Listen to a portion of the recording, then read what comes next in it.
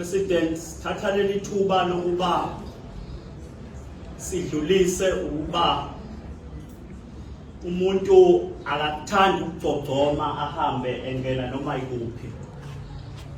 Kodwa inhle indodana yolahleko ethi mayihambile ibuyele ekhaya.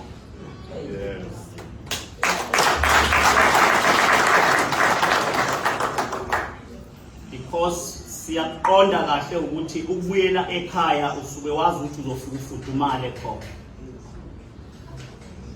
Isinqumo ke esisithathile sibuholi sonke sidlulisa ukusho nje ukuthi President ne-NEC yonke ye-IFP esesingamalunga ngokusemthethweni osukwini namhlanje bancane labantu abakhona la njengamanje.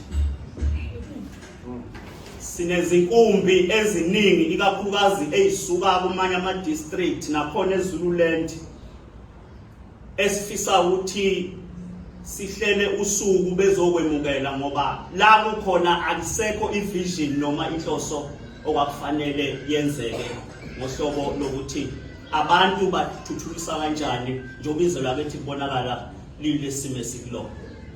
Ngicela ukudlulisa ikakhulukazi umeya waseZululand umsebenzi omkhulu ubaba Mashobane awenzile ngoba iZululand it's a district whereby izwe lonke lase South Africa libheke kakhulu i-development kuyona kodwa akayidistensile ne-community ikakhulukazi umphakathi noma ngizothi waseZululand.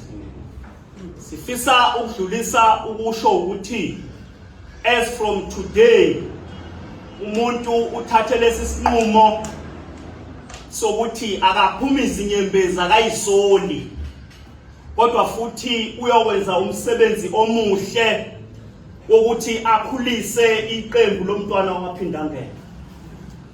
Nginenhlanhla ke mina yokuthi umlando weqembu le-IFP endaweni yaseDumbe ubuzwa lapha kwaMkhabela ebaleni. The first branch ye-IFP i-Heartland branch yalapha eBhadeni kwa-Ward 6. Abaholi abaningi bayokwazi lokho endiyayisilotshwa lapha yakwamzimela eBelmont. Ongizalayo ke ongasekho ngengakhuleka ngabeka obaba ukunene otho bayazi befika ekhaya siplaka sisebenzela iDumbe ngaleya minyaka ukuthi liwine asikaze ke sidliwe. Ngakho ke lo yamkhandlu ke sifuna ukuthatha without equalization simthathe ubuye ezandleni ze-IFP.